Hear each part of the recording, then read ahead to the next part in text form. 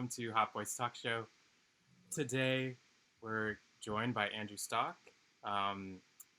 We should say our names, right? We're hosts. Okay. I'm Daniel. And I'm Tamsin. Welcome to Hot Boys Talk Show. This is Andrew Stock. Yeah, so I'm just excited to talk to Andrew, I guess. I feel like I've known of your work now for maybe 6 or 7 years and just kind of followed different pieces that you've written over the years. And I guess on your website it says that you're composing, you used to be a violist, but every week we kind of ask people like what would you describe your practice as? So we'll start there. What do you feel is like an accurate description of what you do in the art world? Yeah, God, that's crazy. It's really been 7 years since we met in LA. Yeah, I would say now I'm in kind of like a transitional moment where, for a long time, I was basically in a kind of a conservatory and contemporary classical, quote unquote, classical music or concert institutional space. And so, the moniker would be like composer, like capital C composer, right? That's changed a lot in the past several years because, as you said, I had been a violist, and I was very sort of immersively involved with playing concerts, programming, doing that kind of thing. And that changed because I had a playing injury, and I stopped and sort of retooled my whole thing.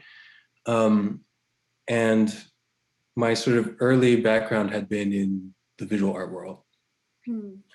So I sort of gradually I've been sort of making a pivot back into that kind of a space, even though the work preoccupied with making images, but that, my practice draws on a lot of stuff that maybe comes more from like visual culture and visual art. I'm more and more involved with curatorial and research kind of practices, art history type things. And also the creative work that I do has more and more to do now with something that is sort of music, sort of performance art. Yeah. Now, on your website too, you do describe yourself as a curator, and I think it might be helpful to just sort of describe what that means to you. Yeah, I mean, the weird thing about it now is like, it's so new to me that I don't have like the artist statement ready to talk about what is the curator thing? Because I think this was also true when I was a violist. It's like, I do a lot of work to try to keep things in continuity with each other so that the different areas of my practice feel like they're part of the same thing. Yeah. And so for me, like, the curatorial role really is an artistic role, almost like a collage artist, where like you, in the space of like, doing a program or putting art in a space or, staging a performance of something, whatever it is, you are arranging items, right? Whether those be actual physical objects or ideas or, performers or, things in relationship to whatever space, indoor, outdoor, whatever. And that's a mediation of material in the same way that composing is a mediation of material, right? And also the collage work. The collage work, yeah. I mean, so in that sense, or in both senses, you're working with something that is probably already that's pre-existing. Yeah. And so that basically is the jumping off point, that it's my research and my sort of inclinations curatorially, which is still very new for me, come out of a space of like artistic inquiry rather than like a primarily, I mean, I'm interested in art history. I do, research in art history. I do like curatorial studies research, but that grew out of being an artist rather than the other way around, which I think is maybe not the norm. Yeah, it seems like within the work that we'll look at today, this kind of connection between curation and what we think of as composition, I think it becomes really clear, like the process through which you go through, like how those are integrated. And we may want to start by looking at a piece called Felix Gonzalez Torres. And we can pull up an excerpt of that real quick to listen to. And then I think you have some slides you'd like to share on the piece. So maybe we can listen to that and then we'll check in on what you'd like to share. Great. I will say this recording that you're about to play, I guess, is this predates the definitive kind of quote unquote score of the piece. So this is like a workshop that is like, if people look at the score, then they'll be surprised that maybe it's not what they're seeing, but it's the outlines are basically the same. So I think I had that experience. okay. That's all I had to say.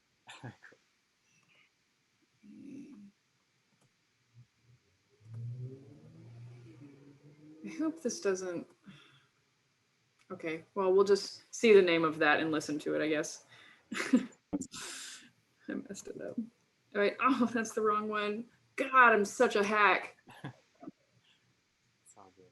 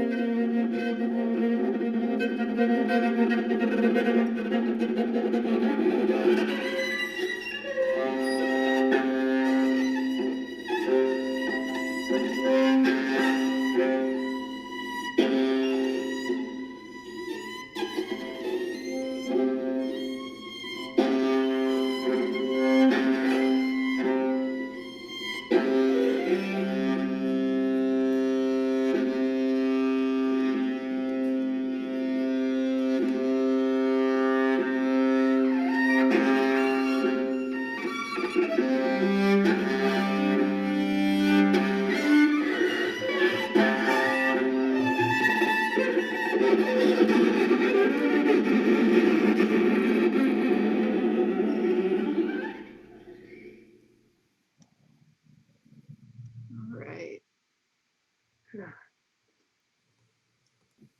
Cool. Yeah, so that was the interlude of the piece. Maybe you'd like to talk through just the piece, and you said you have slides, so I want to see the slides. Yeah. Just... Yeah, let me see if I can screen share a little bit. Let's see.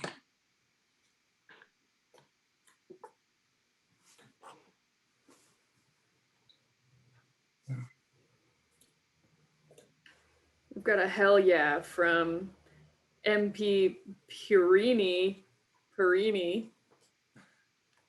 Hi, Maria. Yeah. And and a VVVV cool from SEPEHRRR. I don't know who that is, but Yeah. hello to them. Yeah, so do you see something? Yes. Awesome. So this is the first page of the viola part. And basically the way that the score works is that there's a viola part and there's a percussion part for this. There's a snare player in this piece who just plays with their hands. The parts are independent, so they're not like vertically aligned.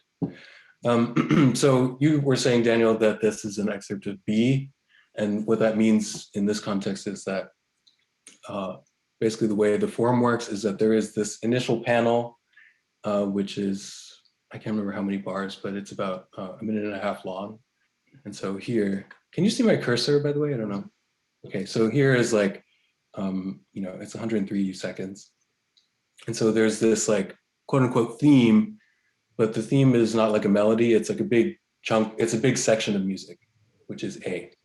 Yeah. And there are 4 iterations of that section. And then there's a B section.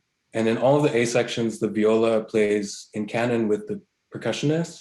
Canon meaning, I have a lot of film friends who maybe are following along. Canon means that there's a delay. So the viola plays and then the percussion plays the same kind of music at a delay from the viola. So there's this canon thing happening.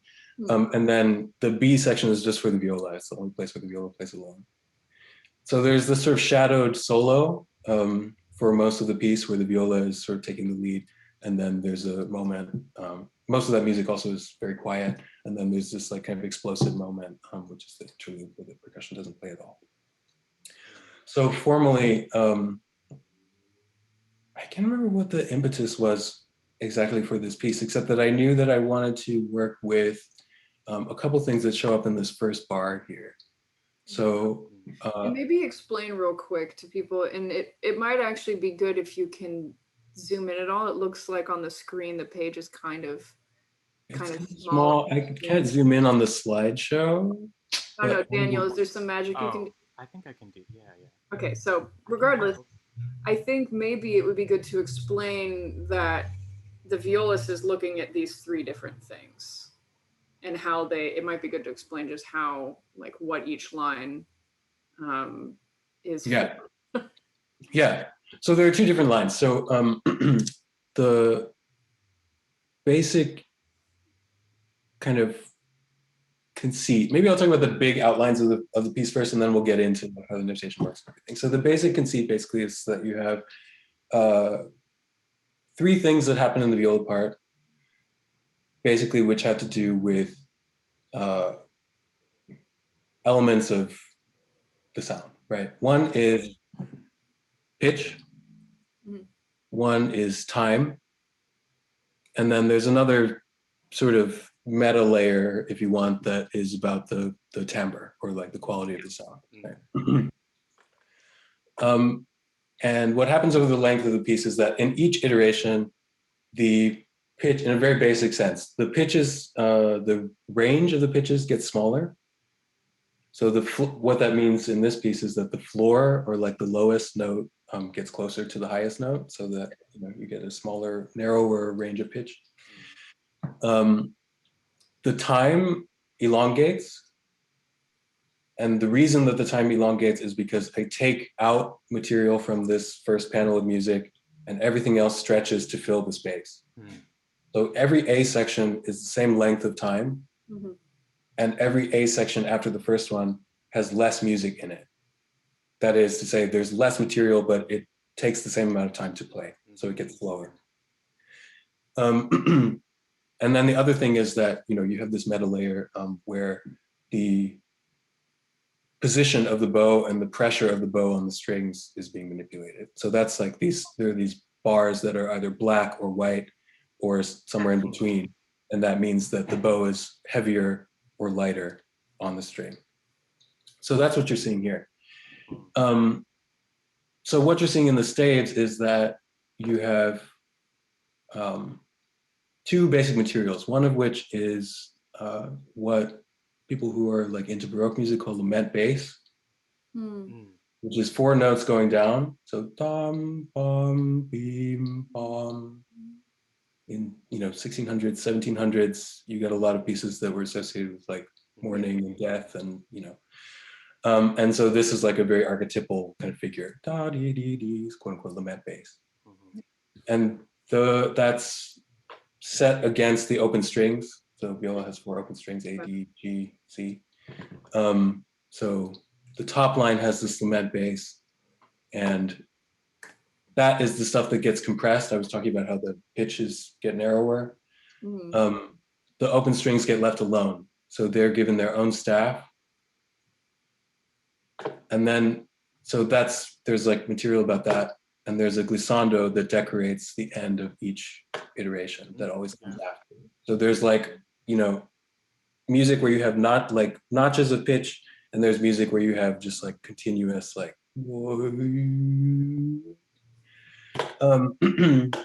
so that's basically what happens. And the idea, I was talking about how over the course of the piece, the pitches get narrower and the time stretches out because I delete things and make everything stretch to fill. And to me, I would almost liken it to like if you stretch out a piece of taffy, you know, and it gets really, really long and thin. And so over the course of the piece, this stuff that is like discrete pitch material next to glissando material, you know, as this discrete pitch material gets narrower, excuse me, then the difference between that stuff and the continuous glissando stuff evens out, so that everything functionally becomes a glissando. So that by the last section, it's very slow, and you just get like, you know. So it's this weird, like, I just like pull at the, you know, pull at this kind of like lament based figure until it's just really, really fucked up and weird. Yeah. You know, thinking about Felix, oh my God, I'm forgetting his last name. Felix Torres. Yeah. A lot of his works are those pieces where there's a large collection of candies or other objects that are supposed to be dispersed and to be taken away. Is that, I know it's a pretty obvious, you know, connection, but was that something that you were thinking about, the sort of the kind of a kind of intentional deletion and disbursement in this piece?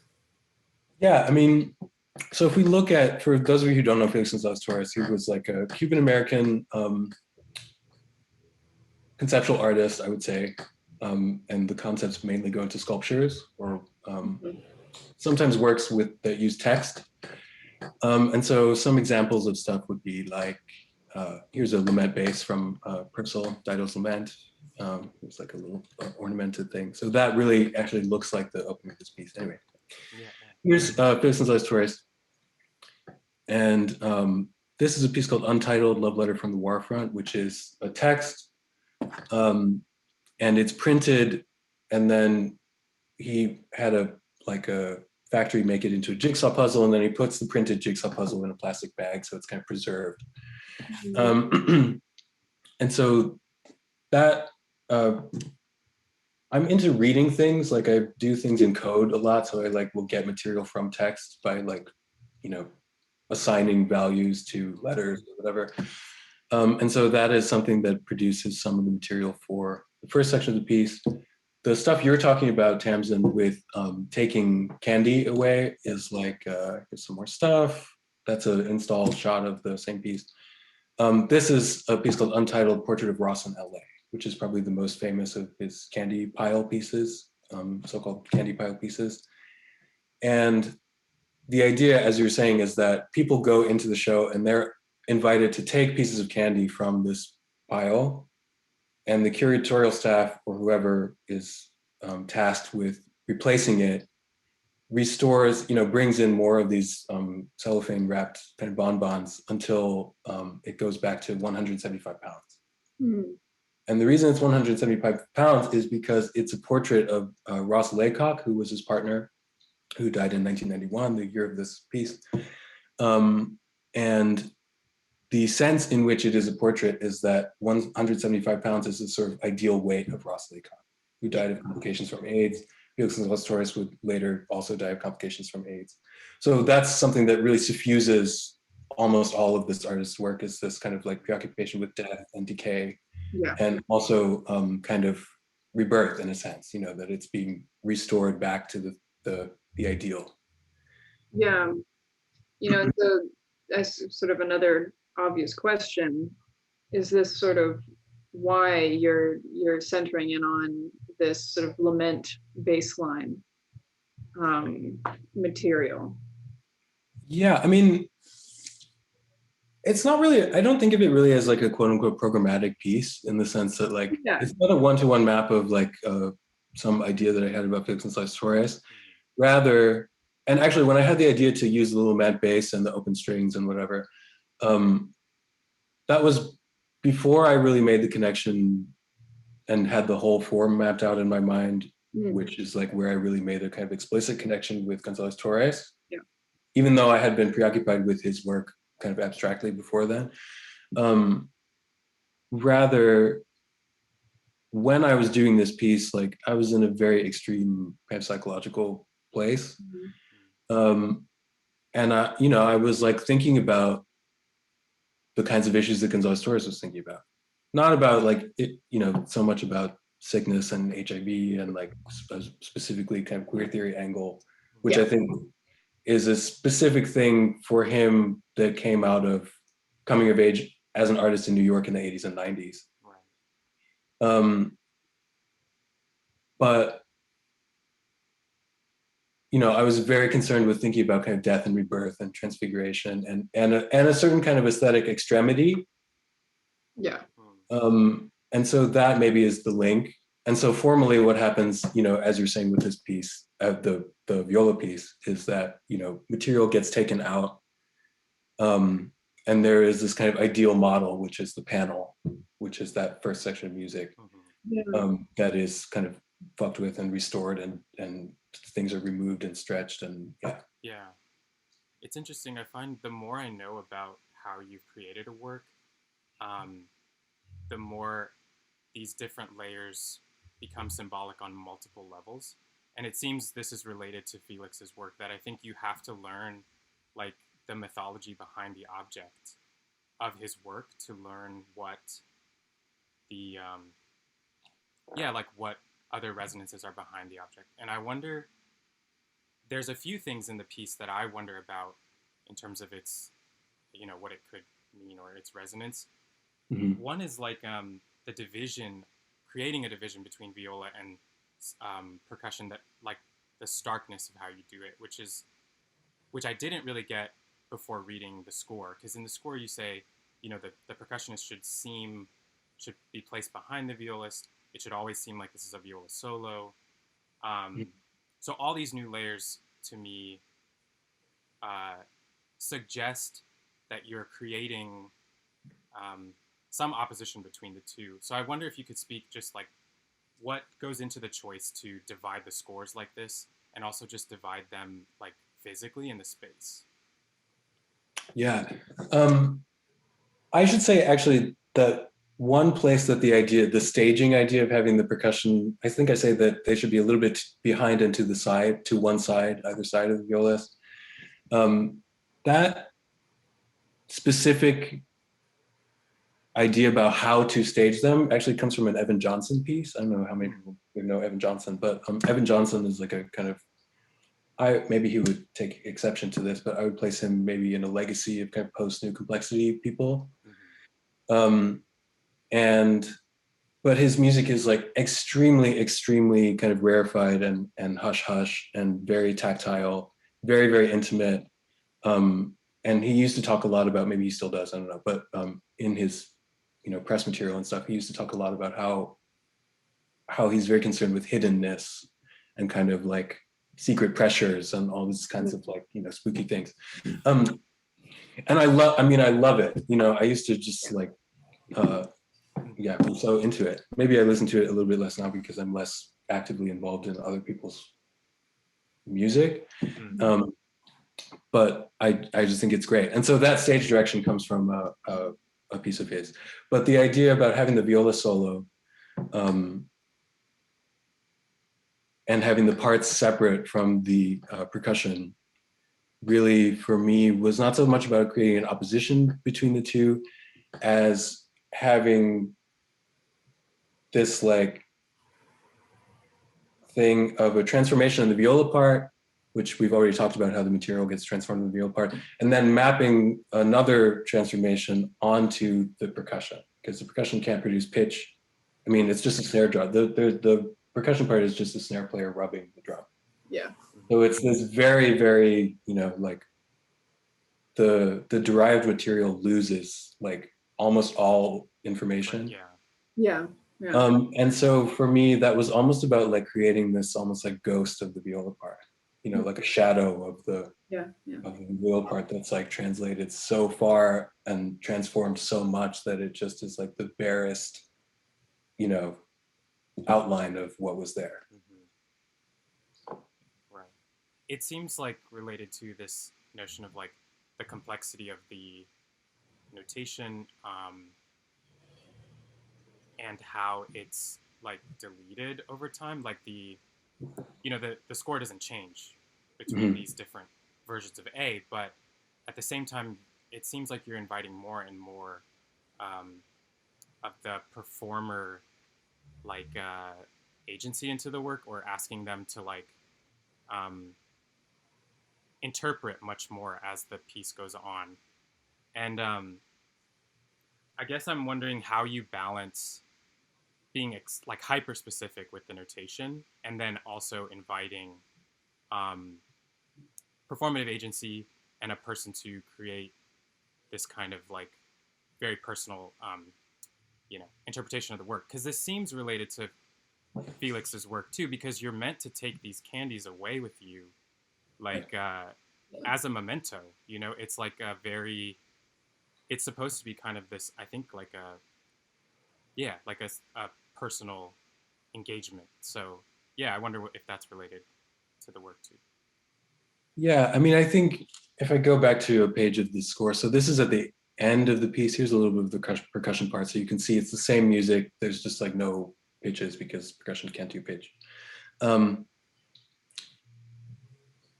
Yeah, I don't know. For me, in Gonzalez Torres, there's like a part of the sort of elegiac cast of his work has to do with like almost this kind of melancholy, right? Yeah. At least that's the way it seems to me. And there's like almost a sentimental aspect about that. And I don't mean like sentimental in kind of like a pejorative way. I mean, it's just like sentimental work, right?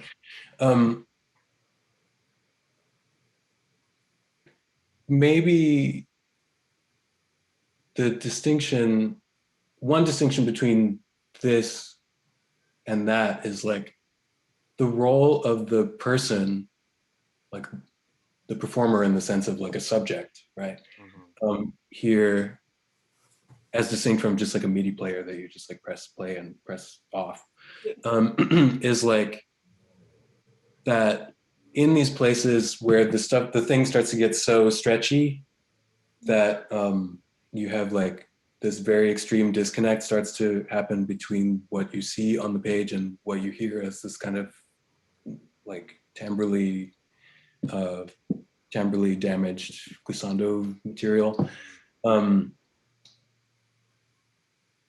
That I was interested in kind of the ambiguity or the friction between like, it's not that you're interpreting it that way. It's that there's no other option than to like, when you go to a score like this and try to produce this like hyper specific thing in like a very, very extreme register, and like at the final section, like the hands are back where all kinds of things is happening to the material. Notationally, it's like, the disconnect between what you see and how you're supposed to execute it in terms of the durational proportions is like, they get very, very slow and weird. And so like, there opens up a gap or like a gulf between the score and like the ability to performatively execute it as written. And so, but you still do your best to do it, right? And so like, it's not that you sort of freehand it, right, kind of, but that there's no other way than to kind of, that just by virtue of trying to execute it, that you have this like rub between the notational abstraction and the sounding reality of the piece, if you want. Yeah. So I think we can sort of segue into this kind of conversation from this. You talk a lot about just now about the experience of playing and engaging with the score, and we talked a little bit earlier about okay, I'll just ask, who do you feel your sorry I got distracted by all these sirens, it was stressful. Who do you feel your music is for? Not obviously your music can be for many different people in many different situations, but is there a primary focus on the experience of the performer studying the score and executing it, and to the experience of the person who's making it? Yeah, that's a good question. I think I would prelude a little bit by saying maybe that the norm, or like what I think you're taught to understand as what counts as important in music, right, or in performance, whatever. But particularly, I think in music. I mean, this is like a thing, something that I think is more conservative in music circles than in art circles. That the sound and the audience's experience is what counts. Yeah. Period. Right. I kind of am interested in everybody, and I'm interested in people who also are not necessarily present. And I'm also interested in a couple of different places where information is received. So that could be like, yes, the sound, but it could also be like one's perception of the notation. Yeah. And it could also be one's perception.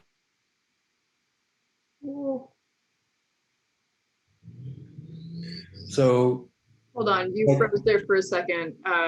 You were at one's perception of the score, and then the next one. We missed it. Oh, that's okay. There's kind of perception of notation. There's the sound that the audience hears. And there's like a performative aspect, right? And everybody really, well, I guess the audience may or may not be privy to the score, but the other two aspects really are things that in their own way, like everybody involved in the piece engages, right? Like me as the person making the thing, performers as the people performing, audiences as the people sort of, being the audience. So there's like a couple of different, I don't know, like sites of experience of the piece or of any kind of aesthetic thing that happens, which are not just, I mean, I think it's too simplistic to say like, okay, I make the piece, somebody plays it, and then you consume it through your, ears. I'm interested in like a couple of different places more than that. Should we move on to talking about the index of Lutheran chorales? Yeah. Sort of along these same lines. Right. Absolutely. Okay. If you, I'm going to pull up the.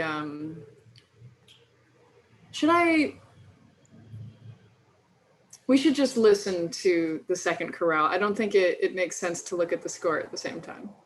Cool, yeah, or listen to a bit of the piece. Okay, I'll put that up.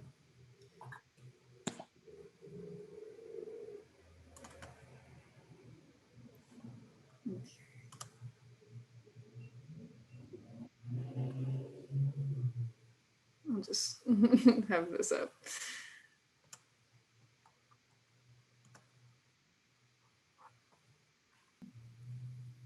All right.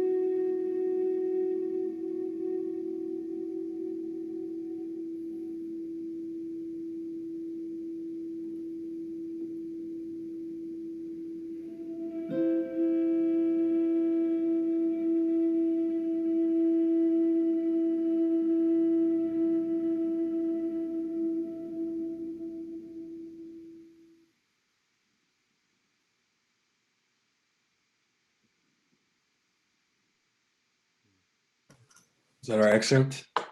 Yeah. Yeah, Amazing. It's really long. It's like, yeah, we did it so slow. The other person playing with me is a friend of mine, Tonina Saputo.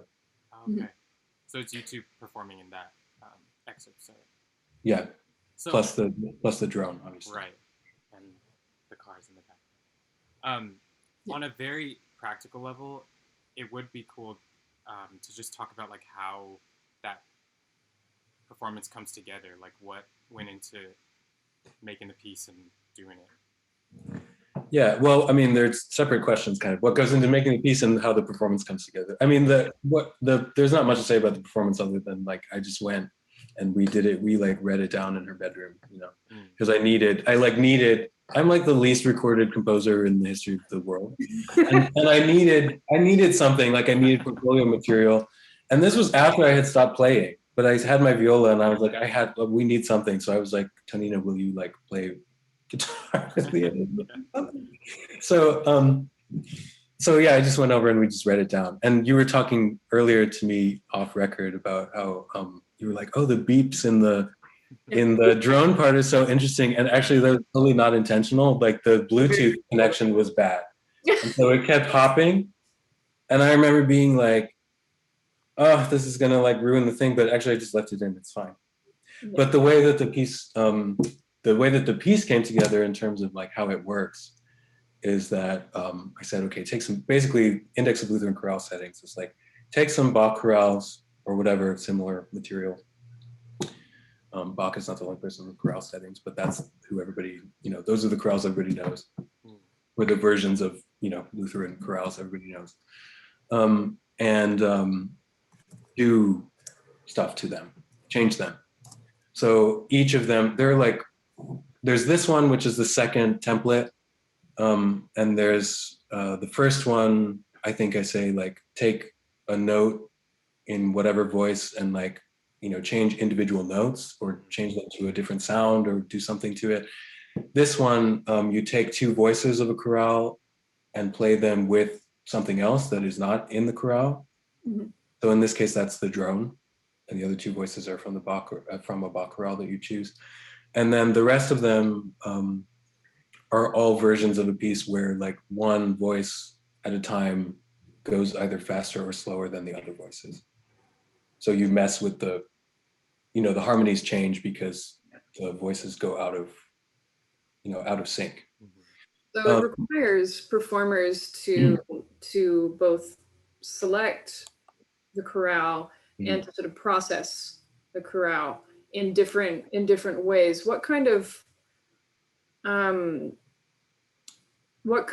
sort of musical intellectual experience are you hoping people who engage with this have?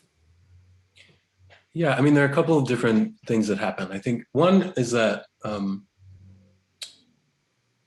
I just think, especially when it's slow, like I say that you could do it a couple different ways, but I like to do them slow.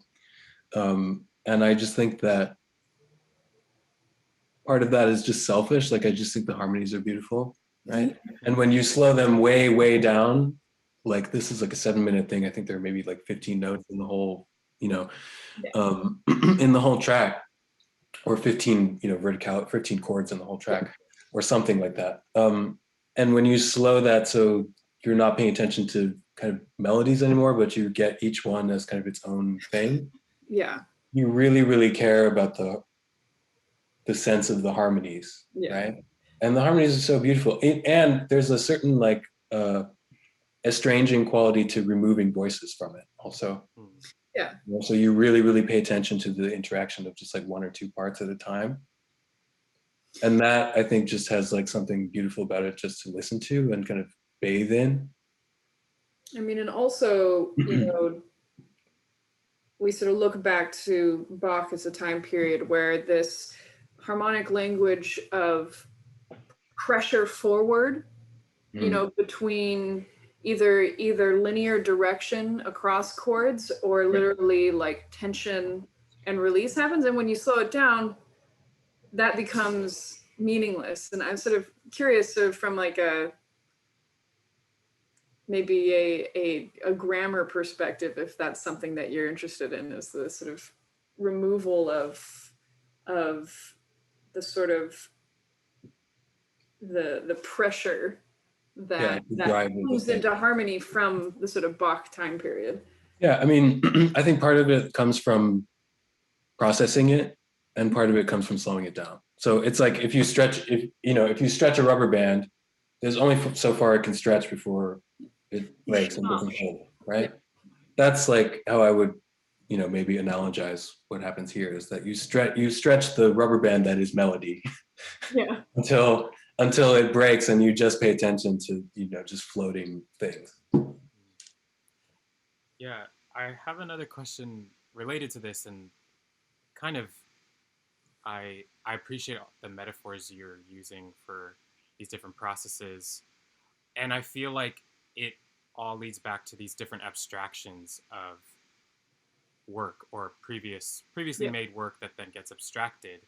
Um, in Felix, it's your own material, but in this one, it's someone else's. And I just wonder, like, this is like again a more meta level question, but like, what abstraction allows in the space of music? Because I feel like so much of music uh, seems to be about an entertainment, a moment of entertainment, whereas the things that I think you're asking of a listener require levels of abstraction that are not like the norm, and I find them really powerful to in the way that I do other visual art, but I find it surprising. Like music doesn't seem to do that, even in the field that is closely adjacent to the art world, which is like this new music world. Yeah. I think we don't really have great skills of abstraction. So I just wonder what it opens up for you, either poetically or analytically, when you do something like that with music. Yeah, I mean, part of the difficulty, right, is that we don't have to talk about abstraction with respect to sound or music is different than to talk about abstraction with respect to visual art, right? Yeah. Where there's like a tradition of criticism in visual art that talks about abstraction versus representation, right? So if you have a picture of a dude or a landscape or whatever versus, lines of color, one is abstract and one is representational. The closest thing we have is like programmatic music versus like whatever anyone thinks isn't programmatic music. Right. Or like tonal things which sort of mimic, patterns that we're familiar with that are kind of emotional contours, that are maybe like narrative, like we have like analogies for like tension and resolution and things like that, versus like quote unquote atonal music where you don't have those patterns, right? And so when people talk about abstraction, in music, they often are talking about like, atonal music and Feldman and Schoenberg and like these people who didn't write tonal music. Yeah. For me, I have like maybe a kind of heuristic like idea of abstraction that's like very kind of fussy, where like first maybe it's like a conceptual or extra musical thing, right? Like I'm concerned with like a couple of things. One being documents, like recording and documentation of things. And so that's one reason that I keep coming back to like pre-existing material or to material that I made, but which I use almost as like a found object, the way that I use with those toys, right? And so abstraction in that sense would be like, okay, you have this thing and you work from it, right? The tract aspect, like etymologically would be like, I don't know, it's like coming away from, right? In a larger sense, I think when we talk about abstraction as like this kind of notional or paradigmatic thing, I would say that the work of the past couple of years is getting much more kind of intertextual and archival and like historically discursive, and I'm using a lot more shit. And it's getting kind of, more political and things are going on with that. And so for me, a lot of that comes out of like a Black studies angle. And I'm really, really interested lately in thinking about abstraction as, this will get us into the Candyman discussion too. It's like, as that process which produces the world by producing blackness. Mm. So we would be here like all day to tease that out. Right. But basically the basic idea comes from there's this sort of body of work which is kind of at a very controversial kind of Black studies vanguard at the moment, maybe, who are like grouped into this body of like quote unquote Afro-pessimist people. Mm. And their basic thing, right, is that blackness, or like the absenting of blackness from the condition of like man, quote unquote, like this kind of universal subject thing, is like a structuring force in like global capitalist modernity, right? And in order to have, you know, a kind of like concept of the world like that, you have to say first that the pre-slavery African and the pre-colonial African, in their various nations and ethnic or filial associations, prior to the beginning of like European mercantilism, right? So this is like prior to like 15th century things that happened, Portugal, etc. Not just Portugal, but that like it is like European fantasy that produces the African as Black. Like Africans are not Black before they're rended from their filial and tribal and ethnic affiliations. And so Black becomes coterminal with the slave, and the slave incarnates capital. Yeah.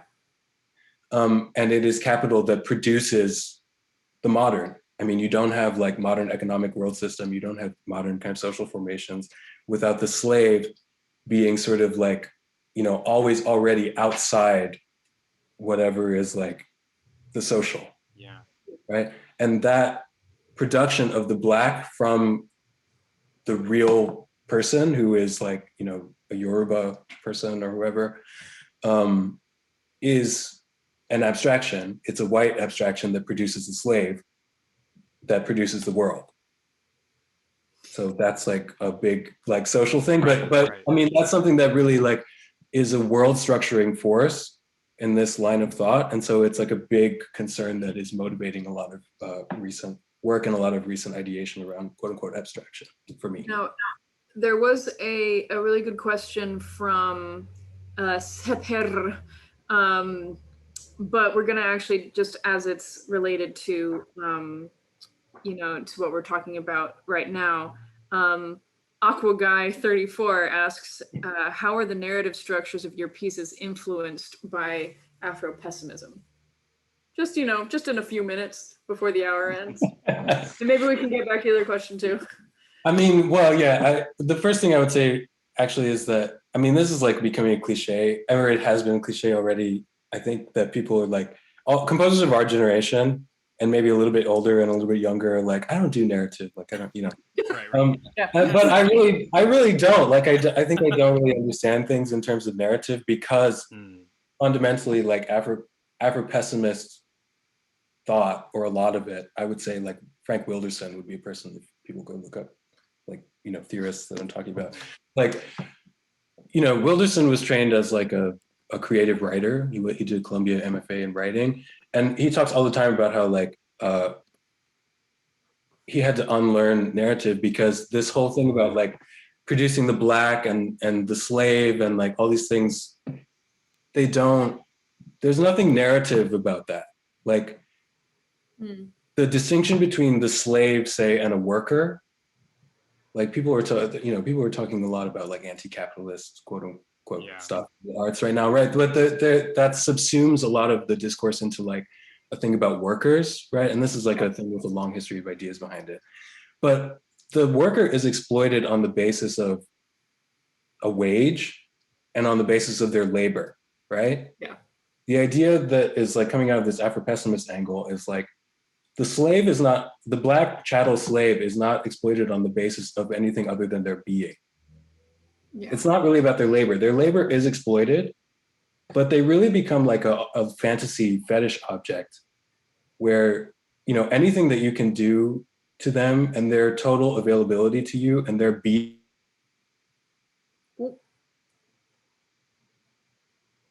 You froze. is, oh, sorry. Anything that happens to the slave really is not for any reason. Yeah. It's because they are Black and because they're a slave and they've been produced as Black, as this object for use or for availability. And so it's not a narrative thing, because in order to have a narrative, you have to have a reason for something. There's like a logic, you know? Yeah. But that's not what happens to a slave. There's no reason, like people talk about right now, the like Black Lives Matter thing, right? It's like, Yeah. we're deserving because we're good enough, we're humane enough, we're sensitive enough, we're smart enough, whatever. People are not being like shot dead in the streets because they're not any of those things. They're being shot dead in the streets, they're being put in prisons, they're, you know, in ghettos, they're poor, they're, you know, prevented from attaining naturalized immigration status. All these things that happen are on the basis of just being Black. There's no logic to it. So it's not a narrative impulse. It's like, it just is. And that's really, really hard to grapple with conceptually. Yeah. But that's why narrative doesn't work, you know, for the slave as distinct from the worker. Yeah, I think Frank Wilderson would say, like, or I've heard him say that it's about that the narrative arc is stasis to degradation and then to like redemption. But in the paradigm, there's no prior moment to being abject for the slave, Yeah. and so there's no logic to, or there's no like mappable narrative to that, and it's what to relate it to your work. I think that's why I guess I asked the abstract question, because it feels like in some ways the way you ask people to engage with the material, ask them to really question and reimagine what this material actually has within it. And it's almost like the pieces are an analytic to show, to reimagine layers of what we're doing when we're creating work, and in music particularly. But I think it goes beyond our field as well in music. But yeah, I just think that bent towards abstraction gets us to places where we can actually talk about the structure and like what the fundamental violence is that occurs in the world. And I wonder if people don't. I think that can be really challenging, especially in the music world, just because narrative is such a like. It's like Yeah, the you're supposed to mainstay. know how to pull the thread. Yeah, that's what Yeah. you're So supposed to learn how to do. So you have to unlearn it if you want. But that, I mean, this stuff all comes before I was concerned with that really. But I think that it is right. that concern with like taking templates and varying them and doing them again and doing them again. You know, the variation process that I have done in a lot of pieces has a kind of like thing that fucks up kind of a narrative continuity in that precursor to the stuff I'm doing now. On that note, it is 6 o'clock. And we're going to take a 5-minute break. And when we come back, we're going to talk about the early 90s cult horror film Candyman. Stay tuned. We'll be back in 5. Okay.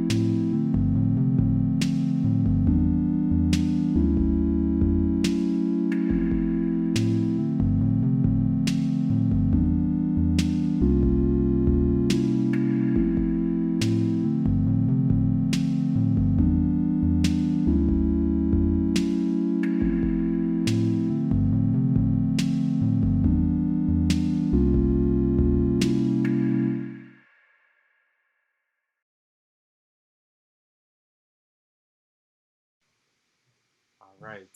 And we're back again to talk about Candyman. 1992 horror film. IMDb describes it as the Candyman, a murderous soul with a hook for a hand, is accidentally summoned to reality by a skeptic grad student researching the monster's myth, which made me laugh. Which I was, Daniel was like, Andrew wants to watch this, talk about this movie Candyman. And I was like, oh, horror, I don't know. And then he read that to me and I was like, oh, wait, we have to. It's all the grad student fault. Yeah. Well, and also, I mean, you're USC people, and there's a healthy tradition of minimalism, post-minimalism at USC, and it's a Phil Glass score. It's Phil Glass score, yeah. He did Which a I didn't job. know before going into it. And apparently he didn't know. There's this interview with Bernard Rose, who's the director, and he's talking about how like Phil Glass didn't know what he really, like what the project was. He just like did music. So he wouldn't put up the music for a long time. Huh? It kind of sounds like it, but I like it. It has this weird quality of detachment, right? And so like he didn't put out the music for this soundtrack for a long time until like he was like, I'm getting so much royalties. This is like the most royalties of anything he's ever made. Yeah. And he's like, okay, I'll put out gotta get it back. Yeah. Well, let's try to watch the trailer just to give our viewers kind of a sense if they haven't seen it. Hopefully, like it doesn't, Twitch doesn't censor it. So we'll see. Okay, good luck. We're rolling dice. We're rolling dice on this.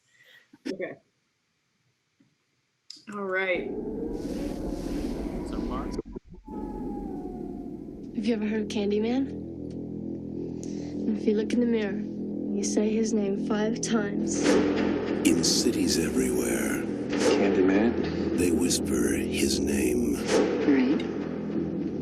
Candyman. It's just a story, Candyman. Candyman. just a ghost story. Candyman. An entire community starts attributing the daily horrors of their lives to a mythical figure. The legend first appeared in 1890. He was attacked, mutilated, and burned to death. Poor Candyman. Helen, a woman died in there. Leave it. Everyone knows he isn't real. That's modern oral folklore. Everyone. Except Helen Lyle. Burn it up. It ain't safe around here. That don't scare too easy. Wanna know about Ruthie Jean? They ain't never gonna catch him. Who? Candyman. Who is that?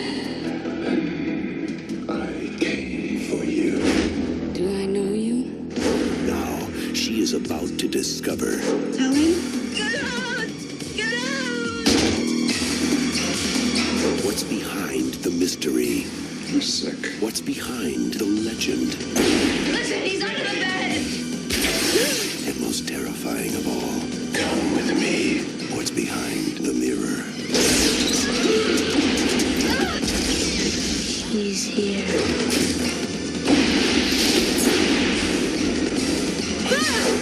Candyman, you don't have to believe. Just beware. The 90s. The 90s. I wasn't Oh, it's amazing, isn't it? Yeah, I mean, I think so. I grew up like around like people making video art and like, and so like I am so attracted to like this 90s look. Like not even the like, it's not even about like the content. I mean, it is about the content, but another layer. But it just looks the sort of depth of like, 90s like film. Yeah. The quality, the analog fuzziness of it and the warmth of it. Yeah. And also the kind of, so the vividness of the colors. And Daniel was telling me, in the dream scenes where Helen is like in this kind of trance, she's like washed out, that kind of bloomy lighting, everything about it is just, Yeah. gushing. So it kind of reminds me of like how there's this really awkward switch in between Star Trek series is that like there's so much face makeup and like prosthetics and stuff. And for like Deep Space Nine, it looks like the late 80s, early 90s. It looks fine. But then the minute like the film quality got better, it looks like trash. And like in the later, in like, what is it, Enterprise? Anyway, I want to ask, why did you want to talk about Candyman? I mean, there's a lot of things to talk about, but well, I wanted an excuse to see it. I had never seen it. Oh, okay. And Daniel was like, "What do you want to talk about?" So that's like one of the reasons. But I also, I'm not like, I don't know a lot about movies. Like I'm not like a film person, but I like horror. I'm like into horror as like a genre of stuff that happens. Partly also because horror to me is like very, very Black in the ways that we've been talking about, with this kind of like phobogenic thing, you know, that the Black sort of is like a structuring force. And so that's very much a aspect of this. Yeah, and so there is this, I don't know, for people who don't know the story, there will be spoilers. I don't know, maybe you Spoiler alert. But the idea, right, is that that Helen Lyle is this like, this is like the classic like white girl and Black people business movie, right? So Helen Lyle is like this grad student who's like doing a thesis on urban legends, and she goes to Cabrini Green, which is a real Chicago housing project. Most of it doesn't exist anymore, but I mean, the scenes in Cabrini Green are really at Cabrini Green in that movie. You know that. And so it was like in a near North Side like ghetto, basically. And this was like, it was demolished shortly after this was made, most of it. But this is the early 90s. And people are getting murdered in this housing project. And the culprit is possibly Helen Lyle's, like, you know, herself after she gets involved in the story. Yeah. But you're supposed to believe, and basically the story operates that it is this kind of spirit entity, you know, haunting of the son of a slave who, you know, persists as this like, you know, vengeful spiritual residue because he was lynched by a group of like a white mob who was angered by him hooking up with the daughter of like a white rich person that he was teaching painting lessons to. Mm-hmm. So that's like basically how it plays out. And I was just so, you know, fascinated by the concept because in the original story, which is by Clive Barker, that's not how it is. It's an adaptation of the story. It was basically, the outline of the story was the same, but it was about a Liverpool British housing project. And so the themes were really about like the white working class. Yeah, it didn't have the racial aspect. Yeah, and so Tony Todd, who is the actor who plays Candyman, he has a name, but I can't remember the last name. I can't pronounce it.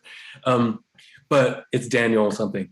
But Tony Todd came up with the idea of, you know, this notion of the horror villain being the son of a slave and the backstory between him and Helen and all these other things. So yeah. I love that. Oh my God, that, because he's really, I like him a lot in this, actually. And he's gripping. Yeah. Yeah, and it's amazing now to find out that he kind of made that character for himself, you know, like as like an investment in, you know, in that story, and that's really awesome. And he's so sorry. Go ahead. I was just gonna say, like, you know, watching it, you know, it's like of course he's got this creepy hook hand. He's always got bees in his mouth, like. It's really gross, and yeah, he's killing people, but also he's one of these horror villains that you're like, you know, like he's not this like despicable character. Totally, you empathize. I mean, you root for him. You root against Helen. She's the white girl in Black people, right? But he's so he's sympathetic because it's such an emotional role. He's so lordly. You know, he's very elegant. Yeah. And there's a very sensual aspect, which is and also like it's like you want him to win because he's exacting revenge. Yeah. you know. Yeah, it's interesting, like, because what's odd is the way that he's portrayed, I think, is sort of in this romantic, or, she's having these flashes of him, and kind of there's moments where you think, he like wants her in the end to like die with him in this kind of romantic notion. Yeah. And of course, all the way through the movie, there is the question, like, is Candyman real, or is this a psychological break that Helen is having? Going crazy and killing people. Right. Yeah. And I think it speaks to like some of to talk to the Afro-pessimist lens too. It's kind of like the layers of philia and phobia that are necessary for her to have. Absolutely. I mean, the thing is all about desire and titillation, and there's so many scenes that are so heavy. I was just talking to a friend of mine the other day about this. Is like, there are scenes which are really heavy for me because you can sense like almost like a subconscious like directorial thing of like almost like reveling in like the violence done to Black being, like the bees is like the classic example, because those are real bees. Todd negotiated into his contract $1,000 per bee sting that he got. He was stung like 23 times. There were real baby bees in his mouth that couldn't sting in that scene where he has bees in his mouth. But also, like, get your money. Yeah, I mean, it's amazing, but it also speaks, I think, to the kind of like almost like racial enjoyment that is like projected onto the Black, right? And also in the scenes, like the big standout moment for me that's like really kind of a lot is when the little kid, they show the slain little kid, and you hear him screaming, and he's in the bathroom, and it's just like, one of the things that makes it so hard is that like you sense almost that like the director is into, like, it's almost like a titillating thing, right? And I think that gets into a thing about like the kind of gratuity, and the gratuity in the sense of a non-rational kind of like psychic thing that is like abjects the Black. Yeah. And the whole thing about Helen's fantasy versus like, is it this real ghost story where the ghost is like exacting revenge on, is kind of a curse on everybody from slavery, or is it Helen murdering everybody? Is like, actually it doesn't matter, because Helen's fantasy is the world structuring force that kills everybody and produces the slave, right? I love there's when they're sort of going, one of the mural scenes in sort of the realization moments, and he says, Helen, it was always you. Yeah. He's like, you were always the monster in this story. Right. And it's like, oh, yeah. And I think what's interesting too is that the denouement to the piece, to not make it non-narrative, or not to make it, what am I trying to say? So that's not too abstract. A white man has to die at the end. Like, we have to be given a final story of Helen, like, kind of exacting her revenge, and that is the moment of horror, not actually all the other ways that she only kills Black people in the movie. I think we only see. She kills the. Well, there's her doctor. She kills the doctor. That's true. Her, like, she's in the psych ward. But that's the only, I mean, other than that, that's it. Yeah. So there's a lot of different, like, I think Tamsin and I were discussing how I mean, it's really useful to think through the Afro-pessimist lens, I think, because when Helen goes to the project, they make a joke of it. They say, oh, like, we're dressed conservatively. We look like cops. We look like cops. And she's like, no, we don't. We look like cops. Yeah.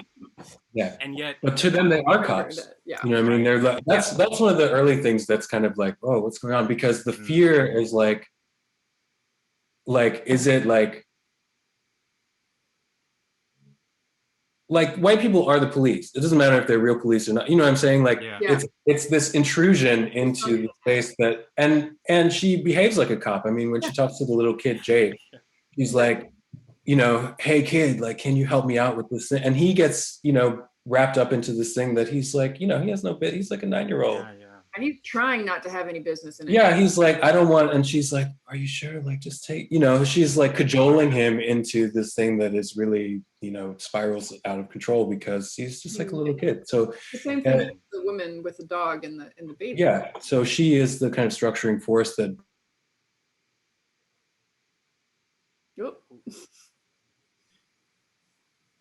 Sorry. We heard the structuring force, but then it froze.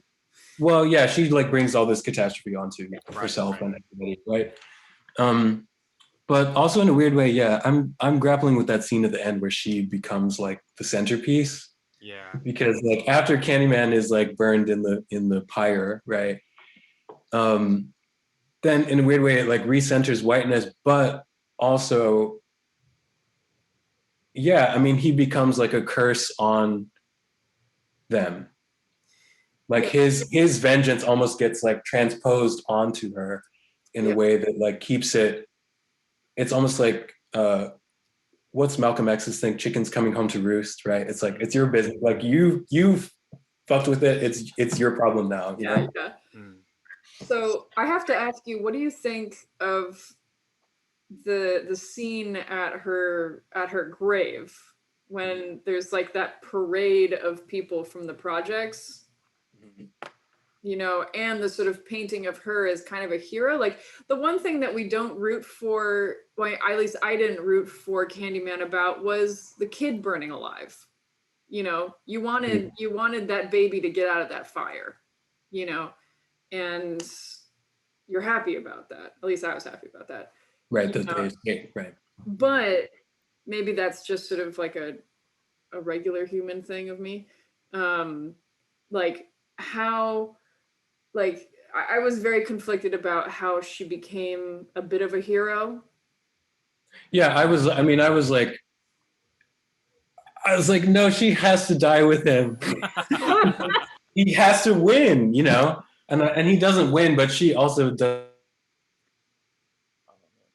Oh man, right at the end of the street. Well, she does die, right? You know, from the burn. Yeah. But then, so then there's this scene where the people from the projects go and Jake throws the hook into her grave. And so there's this weird, I mean, it's like what I was saying before, like, it's almost like this immense psychic burden that comes down in the form of like a curse from slavery is like transposed onto where it belongs, which is onto, you know, the white girl.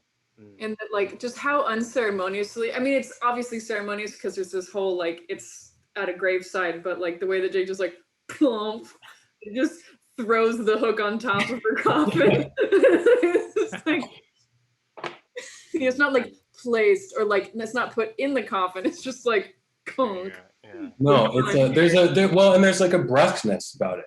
Yeah. Right. I mean, that it just like, it's funny, but it's also like, there's this gesture almost of like exorcism about it, you know? Yeah, it's I think on a surface could be like the fact that the woman and her baby show up and the people from the projects are, you know, showing up, could be seen as some kind of thank you, but it doesn't really feel like it. It's like, no, it's like, this is your business now. Yeah. A lot of it. Here you go. We're done with this. Yeah. You know? Yeah. Yeah. I wanted to bring up the other point, which kind of we talked about at the very beginning, about the university student angle of this and how I personally feel like over time, my sense of what it means to be in the academy has really changed, because essentially this whole thing happens because she needs a thesis topic. Like, well, she has her thesis topic, which is urban legends, and she wants to flesh it out with this thing that's happening near her, which is the story of the murders in Cabrini Green. right. Yeah. And yeah, she's just it's like a curio for her, you know. Right. Yeah.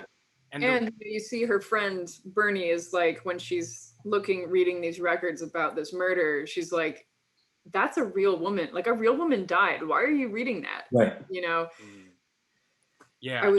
Yeah.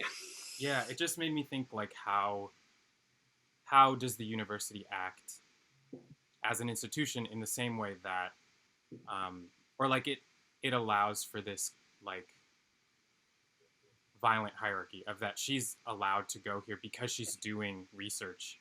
And she even mentions that to, like, one of the woman that she meets with the dog and her baby, like, this is what I'm doing. This is, like, don't you understand? I'm doing research. That means I can go anywhere and do anything. Yeah. And I feel like, for me as a university person, like, I'm thinking about how our own endeavors as non-Black people can just become, like, yeah, they can become very violent very quickly because we like assume, like, this is for research, or, like, you know, it's going to help somebody. Black is a commodity.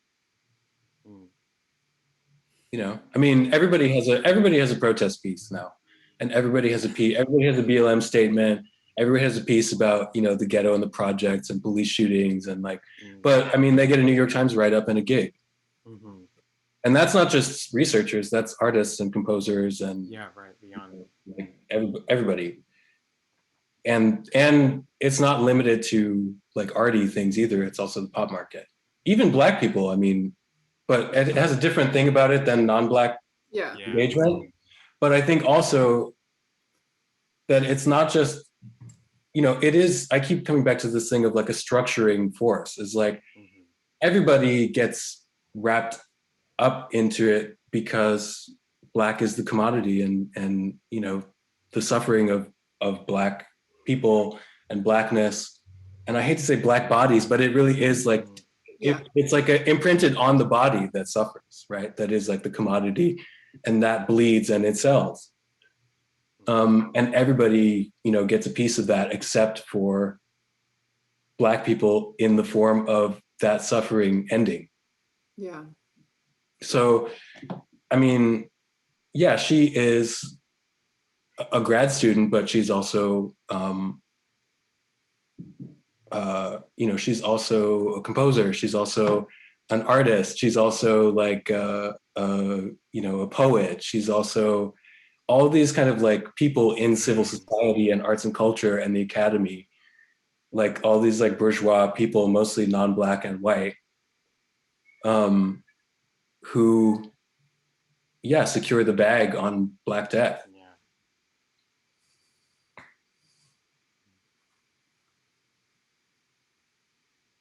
Yeah, I think it can.